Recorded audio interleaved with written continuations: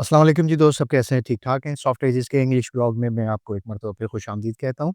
आजकल दोस्तों सेशन चल रहे हैं एग्ज़ामिनेशंस के। कुछ सेशंस जॉब्स के हवाले से हैं, कुछ जो है वो कॉम्पिटिटिव एग्ज़ाम्स के हवाले से हैं और आजकल बहुत ही हाइप मची हुई है कंबाइंड कॉम्पिटिटिव एग्ज़ामिनेशंस की जो सिंध पब्लिक सर्विस कमीशन करवाता है और इस तरह की बाज़-गश्त है कि ये एग्ज़ाम्स दिसंबर में रवाँ साल होने वाले हैं। तो कई दोस्त मुख्तलिफ चैनल्स के ऊपर, मुख्तलिफ फ़ोरम्स के ऊपर, सोशल मीडिया के ऊपर, फ़ेसबुक के इवन पेजेस के ऊपर ये सवालात पूछ रहे हैं कि फलाँ पेपर कैसे होगा, फलाँ टॉपिक कैसे चूज़ करें या किसी के पास कोई नोट्स हैं या नहीं है। So since we have been practicing English language in the competitive examination so आज हम आपके लिए पेपर लेकर आए हैं इंग्लिश का जो पास्ट 2020 का इंग्लिश एसे का पेपर है और चूँकि इंग्लिश इज़ अवर स्पेशलिटी, हमारा सब्जेक्ट भी इंग्लिश है, तो हम इसको फ़ोकस करेंगे कि 2020 का ये जो पेपर आया था सिंध पब्लिक सर्विस कमीशन का, ये सॉल्व कैसे होगा और इसके सैलिएंट फीचर्स क्या हैं? सो ब्रेकडाउन हम आज करेंगे, लेकिन शुरू में पहले एक बात बताता चलूँ कि जब मैं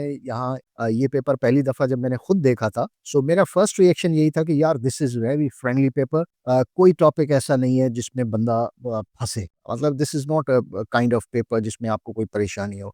honestly paper was designed to test clarity not complexity कोई ऐसी चीज़ नहीं है कि जो आपको मुश्किल पेचीदा लगे। तमाम 7 के 7 टॉपिक्स अगर आप देखेंगे तो ये ऑनेस्टली ज़्यादातर टॉपिक्स जो हैं वो सोशल इश्यूज़ के ऊपर हैं, एवरीडे प्रॉब्लम्स के ऊपर हैं और नॉर्मल रिफ्लेक्शंस पर बेस्ड थे ये टॉपिक्स 2020 में जो आए थे। So any smart candidate could attempt it comfortably कोई भी स्मार्ट कैंडिडेट होगा तो वो ज़हीन होगा और ज़हीन के साथ-साथ अगर थोड़ा भी जनरल नॉलेज उसका अच्छा होगा, पढ़ने-लिखने का शग़फ होगा, वो आसानी से कंफर्टेबली ये पेपर हल कर सकते हैं। तो बिफोर प्रोसीडिंग फॉरवर्ड आगे बढ़ने से पहले मैं आपसे एक मरतबा फिर रिक्वेस्ट करता हूँ एज़ यूजुअल कि सॉफ्ट एजेस के जो यूट्यूब चैनल है उसको ज़रूर सब्सक्राइब करें। मेरा फेसबुक पेज है, जहाँ पर मैं रोज़ाना अखबारात खुद पढ़ के उनका एक जदवल बनाता हूँ, चार्ट टेबल बनाता हूँ ताकि आपकी वोकैब्युलरी, सिनोनिम्स और एंटोनिम्स का जो एक पेपर का सेक्शन होता है, वो भी ईज़िली सॉल्व हो सके। बड़ी मेहनत का काम है, आप थोड़ी-सी एनकरेजमेंट कर दिया करें, that would be very, very helpful for me.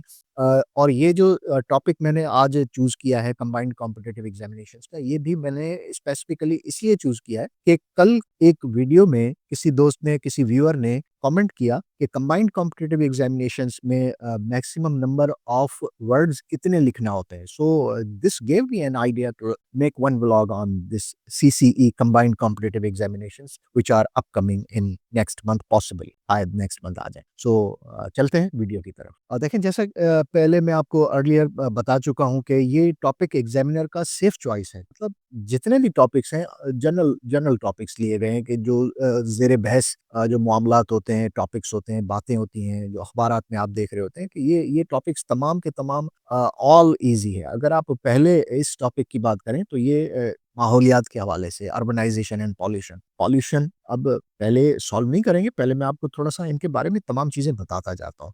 अ, अगर आप देखें कि ये टॉपिक्स एग्ज़ामिनर का सेफ चॉइस होता है कि आप नॉर्मल लाइफ़ से टॉपिक्स उठाएँ, सिंपल कॉज़ एंड इफ़ेक्ट ऐसे। कॉज़ क्या है? पॉल्यूशन और उसका इफ़ेक्ट क्या है? नतीजा क्या निकलता है? मतलब सिटीज़ जो है वो विदाउट प्लानिंग के ग्रो करते हैं, people migrate for jobs, industries के क्लस्टर्स इंक्रीज़ पॉल्यूशन उसके अलावा अगर आप ये सब चीज़ें हम डेली लाइफ़ में देखेंगे तो कराची की roads, garbage smog, heat islands और सब एग्ज़ाम्पल्स हैं जो रेडीमेड मिल जाती हैं। अगर थोड़ा-सा अगर आप अखबारात पढ़ेंगे तो ये तमाम चीज़ें आपको you can easily find out. Solution part भी आसान है कि मास ट्रांज़िट बनाएँ, ज़ोनिंग लॉज़ बनाएँ प्लांटेशन करें, shifting industries is very important. आप बड़े शहरों से इंडस्ट्रीज़ को दूर ले जाएँ, खैराबाद इलाकों में। बिगिनर फ्रेंडली टॉपिक है, ठीक है? कि आप अगर माहौलियात से थोड़ा-सा भी इंटरेस्ट है, तो आप ये लिख सकते हैं, ठीक है? तो ये पहला टॉपिक हो गया आपका ये। दूसरे की तरफ चलते हैं पैंडेमिक यानी वबाई मर्ज़ जो है कोविड के बाद का लाइफ़स्टाइल क्या है? इस टॉपिक का फन पार्ट ये है कि हर कैंडिडेट की पर्सनल ऑब्ज़र्वेशन ऑटोमैटिकली ईज़ी को स्ट्रॉन्ग बना देगी। आपकी अपनी ऑब्ज़र्वेशन क्या है, मुशाहिदा क्या है, वो आप अगर तरतीब से लिखना स्टार्ट करेंगे, तो ये आपके लिए स्ट्रॉन्ग पॉइंट हो जाएगा। और जैसा मैंने पहले भी बताया था आपको एवरीवन लिव्ड थ्रू कोविड कोई ऐसा बंदा नफ्स नहीं है जो कि कोविड से बच गया हो, इस वबा से बच गया हो। मुमकिन है कि आप बीमार ना हुए हो लेकिन you must have passed you might have not ना माइट हैव और must have, you have passed those period. You have past दौर, आप उस दौर से गुज़र चुके हैं। सो एग्ज़ाम्पल लिखना मुश्किल नहीं होगा, इर्द-गिर्द के जो हालात हैं, लोग हैं, उनको देखते हुए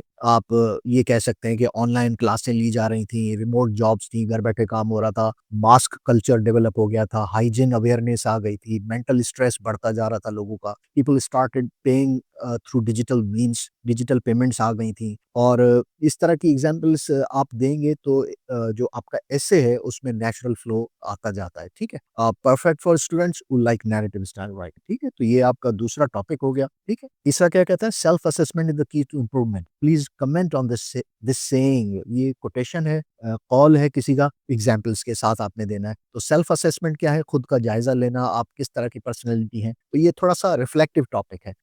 पेपर देखते वक़्त भी मैंने आपको यही पॉइंट बताया था कि इसमें बंदा अपनी थिंकिंग से लिखेगा, ठीक है?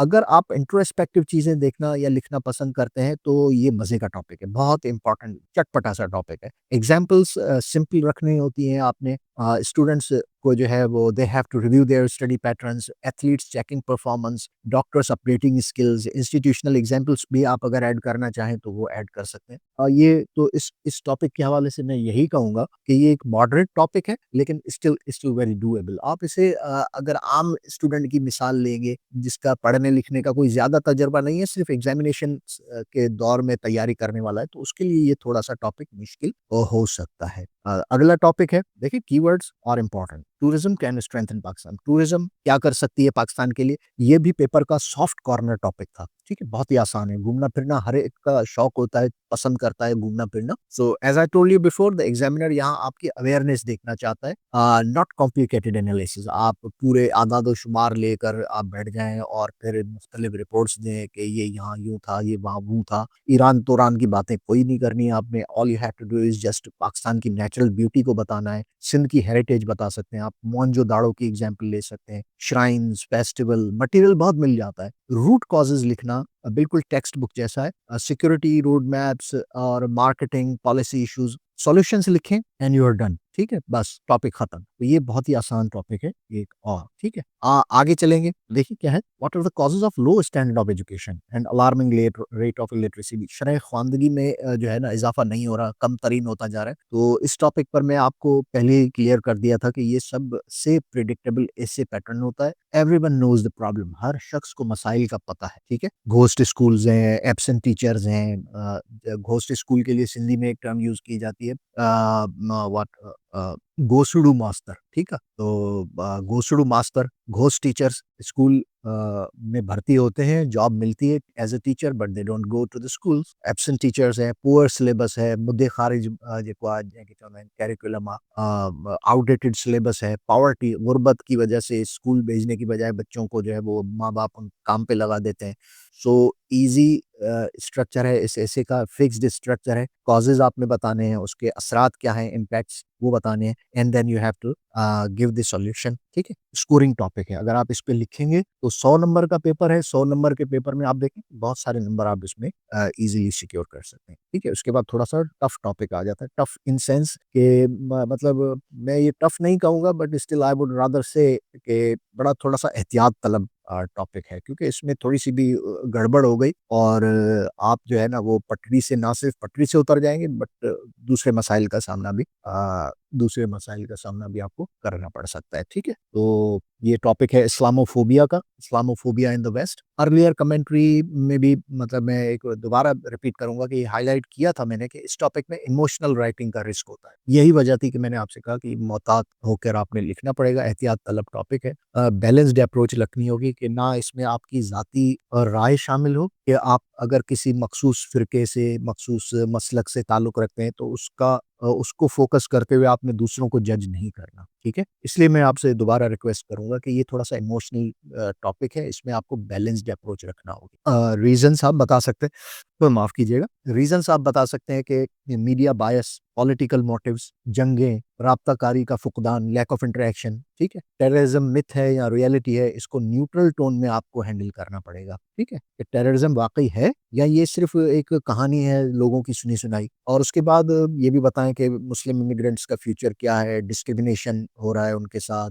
आइडेंटिटी स्ट्रगल है, उसके बाद ट्रैवल रिस्ट्रिक्शंस हैं, जॉब चैलेंजेज़ हैं, अगर बंदा काम टोन में भी अगर ये ऐसे लिखेगा तो बहुत ही पावरफुल टॉपिक है, लेकिन still I would rather suggest कि एहतियात इसमें लाज़मी है, क्योंकि ये इसमें मेन चीज़ है, ठीक है? Last but not the least, आगे के टॉपिक्स भी बहुत जो आएँगे, आते रहे हैं, वो भी थोड़ा-सा जजेबल होते हैं, लेकिन ये 7 नंबर पर जो है टॉपिक आपका है सोशल मीडिया के हवाले से। Social media makes one socially isolated. आप पूरा दिन मोबाइल में लगे रहें, पूरा दिन लैपटॉप स्क्रीन पे लगे रहें, तो आपकी दोस्तियाँ, यारियाँ खराब होती हैं। So this is kind of isolation का मतलब है तन्हाई का शिकार कर देता है social media. This was the easiest of all. ये बहुत ही आसान तरीन टॉपिक था जो 2020 के कंबाइंड कॉम्पिटिटिव एग्ज़ाम्स में आया था, एंड पहले बता चुका हूँ आपको, as this is the most relatable topic for modern candidates. जो जदीद दौर के उम्मीदवार हैं, उनके लिए रिलेटेबल है, उनसे लग्गा खाता है ये। सो स्टार्ट विथ एडिक्शन, बताएँ कि एडिक्ट हो जाता है बंदा, स्क्रीन डिपेंडेंसी हो जाती है, हर चीज़ को आप अपनी सोच समझ की बजाय इंटरनेट से तलाश करते हैं,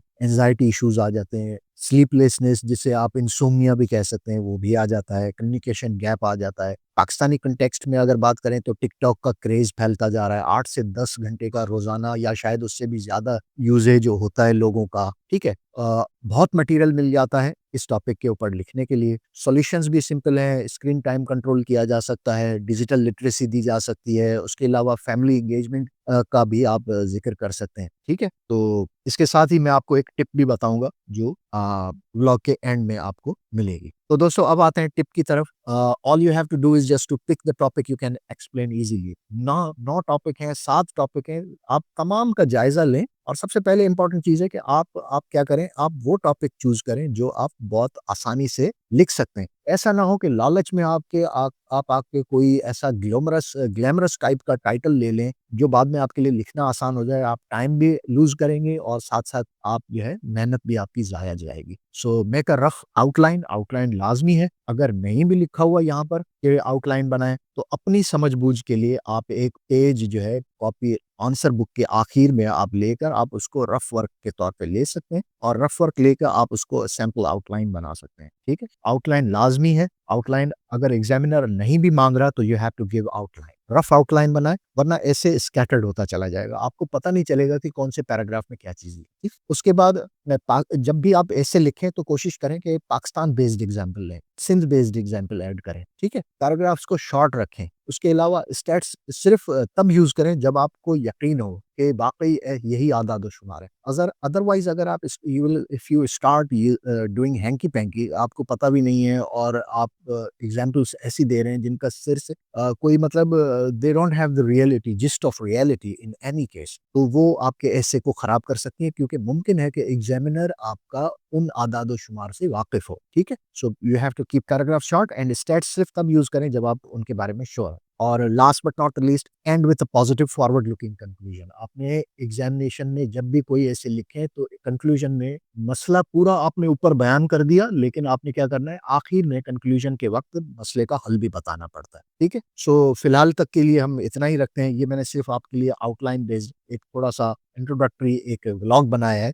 कंप्लीट ब्रेकडाउन मैंने आपको कर दिया कि ये ब्रेकडाउन है। हाँ, एक और चीज़ मैं बताना भूल गया कि कमेंट में मुझसे किसी ने पूछा था कि इस कंबाइंड कॉम्पिटिटिव एग्जामिनेशंस में एसे की लिमिट क्या होती है? See, there is no such limit written over here. तो how much number of words, how many number of words you are going to write? At least you should attempt 1500 number आम एक अच्छा ऐसे आप लिख सकते हैं। But if you are going till 2500 words, तो ये 100 नंबर के साथ जस्टिफाई हो जाता है कि आपने बहुत अच्छा ऐसे लिखा। और यही जो है सीएसएस लेवल के एग्जामिनेशंस में डिमांड किया जाता है कि 2000 से 2500 अल्फाज तक का आपका ऐसे अगर है तो एग्जामिनेशन आपका अच्छा समझा जाएगा, बहुत उसको वैल्यू मिलेगी। तो दोस्तों ये था कंप्लीट ब्रेकडाउन।